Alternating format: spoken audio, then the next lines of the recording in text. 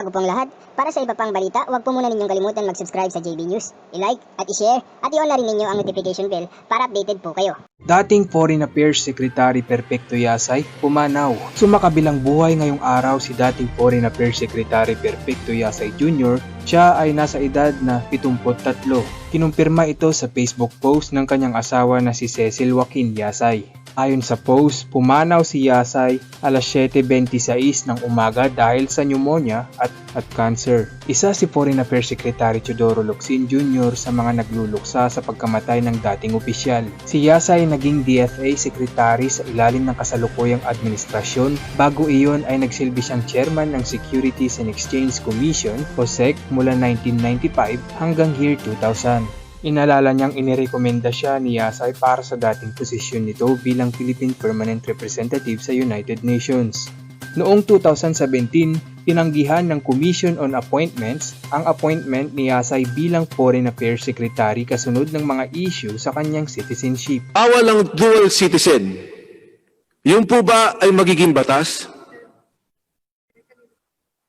Sa prangkisa lang po, Your Honor? Or gagawa kayo ng general law talaga for Only for bawal that we will say in this franchise, because it's mass media, we will not allow dual citizenship. Would that cause, and all other broadcast media, we will not allow dual citizenship. Would that be a law? So Your Honor, you will create a general statute that will come up with... Be just for one particular company.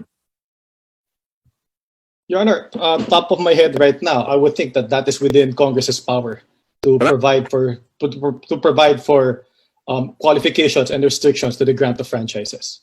Salamat po. Binanggit ko po ito kasi ASECT, kasi po dun sa GMA 7 franchise, nilagay po namin dun, sa programming ninyo, dapat 10% ilagay ninyo yung mga programs ng gobyerno. Pero sinabi namin sa kanila, and that is part of what you're saying, that it should not be class legislation, that it should include all the other companies. But it is in their particular franchise. In the franchise of ABS-CBN, previous to this, we do not have it yet. But as we have committed, we can put it in the franchise of ABS-CBN. So what we're saying is that if we say dual citizenships are not allowed, then that would be the law, correct? That's correct, Your Honor. Thank you, Your Honor. So, gusto ko lang pong itanong lang ASECT, kasi nagkaroon po kayo ng recognition ng Filipino. How would you appreciate it if I present a document, for example, and I will not go to Mr. Gabby Lopez, let's say a Filipino-Chinese, no? Nagkaroon po ako ng document to say that this person is not only Filipino but is also Chinese. And now we are deciding on the Committee on Franchise because this does not only concern Mr. Gabby Lopez. This will be a continuing concern for us. Ano po dapat naming appreciation? Do we now say he is Filipino, he will be allowed, when we know for a fact that he is a dual citizen? Your Honor, it's Congress's prerogative whether or not to grant a franchise to any. I'm asking you as a part of the Department of Justice and as a professor of law. Yes, sir. And you are now, if you can please give us guidance, because this will be a continuing problem for us. Do we now allow dual citizens to have ownership, particularly in mass media where it is 100% Filipino? Your Honor, from a legal perspective, from an interpretation of provisions of the Constitution and law that are relevant to nationalization of particular activities, Your Honor, it appears that there's no distinction. No distinction is made between purely Filipino citizens and dual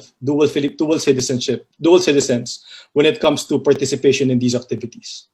No, well, I agree with you, Asik. You're interpreting now the law. Ang tanong ko po ay ganito.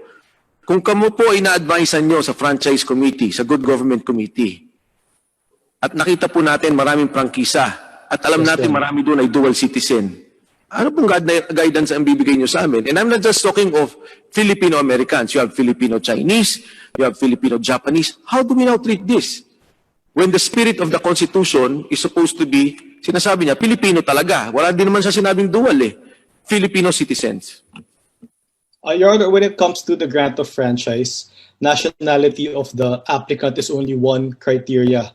There are many other criteria that Congress can look into, such as the financial capacity of the applicant, such as the track record, the need for this particular entity to be granted a franchise. So I believe, yes, Your Honor. Pakisagot naman po ng maayos yung Sige. kasi simple lamang po ASEC yung tanungan sa inyo. Sige. Kung kami po ay bibigyan nyo ng advice. Yes, Your Honor.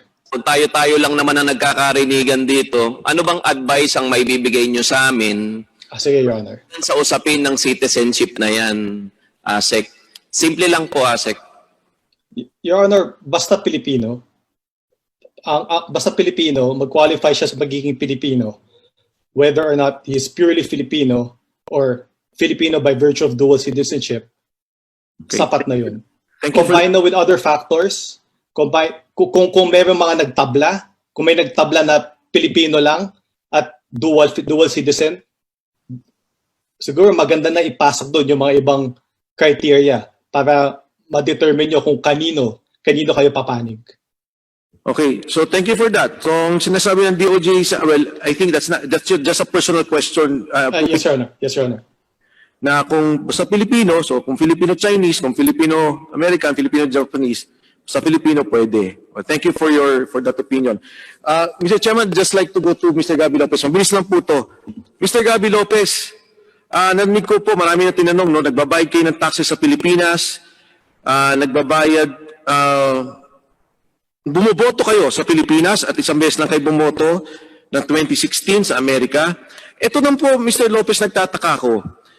Meron po ba kayong Philippine driver's license? Opo, Your Honor.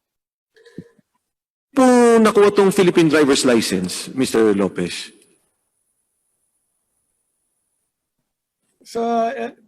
I'm sorry, Your Honor. Here, Mr. Gabby Lopez, were you able to avail of a Philippine driver's license? Yes, Your Honor. What year, Mr. Lopez, would that be? Hindi ko na maalala. Matagal ko na hindi ginagamit ang driver's license ko, kaya hindi ko maalala. Even before, Mr. Lopez, you got your Philippine passport. Ibig sabihin, bata pa ho kayo, mayroon na po kayong driver's license. Siguro po. Yung sa, Pilipinas. Opo, a Philippine driver's license. Ito po, Mr. Lopez, gusto ko lang pong tanungin, no? Kasi nagtataka ako, nakakuha po kayo ng driver's license, pagkatapos po, nakapag-register kayo as a voter. Pero yung recognition po nakuha ninyo noong 2001. Kasi kung magre-register po ako sa COMELEC, I would need to show that I'm a Filipino. And then if you register po sa driver's license, pagka American ang pinakita niyo po na birth certificate, di ba ho, ang binibigyan nila usually is the international driver's license. Meaning to say, meron po sana naging process na nagkaroon ng recognition. Hindi ko po naintindihan, Mr. Lopez. It's just parang confusion on my part at medyo hindi ko po naintindihan yung naging prosesong yun. I would have to review, Your Honor. I really don't recall what the process was and how I got the driver's license. Before you continue your line of questioning, Congressman, Vice Chairman, Defensor, your time has already lapsed, so please wind up. Sige po. So yung voters registration niyo po, meron po kayong voters ID. Alam niyo po kung paano yun nakuha? Siguro po, I would have to review it. I would have to review, Your Honor. Kasi po, alam niyo, Mr. Lopez, because you are Gabby Lopez, it's easy for you to get a license, people know you. But I'm thinking, there are many Filipino Americans. And before they get a driver's license, they go through a process. Before they register in the COMELEC, they go through a process. Pero parang dito ho, pagka kumuha kayong driver's license, bibigyan kayo kaagad. Pag nag-register kayo, pwede rin po kaagad. So, it's either we have a problem with our government agencies that, they just gave it out, o meron ho tayong nami-miss na process dun sa pagkakuha na po nitong mga lisensya at voters ID. Well, I will review, Your Honor, and promise to submit memorandum on the process that I went through to get a driver's license and a voter's ID. Thank you, Mr. Lopez. Isang taon po, nung high school po kayo sa Ateneo, pumasok po pa kayo sa PMT o yung Preparatory Military Training? Hindi ko maalala po kung... Noong panahon po natin, Honorable Alvarado, ROTC. Noong panahon ni Mr. Gabby Lopez, it was the PMT.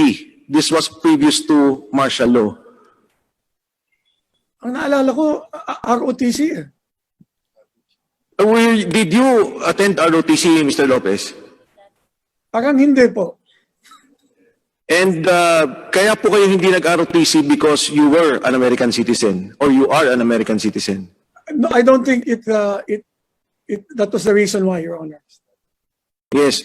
Well, Mr. Lopez, if you can look into those records, because the PMT, ROTC, and CMT are required services in effect conscription by a Filipino. Yes, Your Honor. I will review it. Yes, Mr. Lopez, because I saw your letter to the Bureau of Immigration and you mentioned you have not given service to the United States.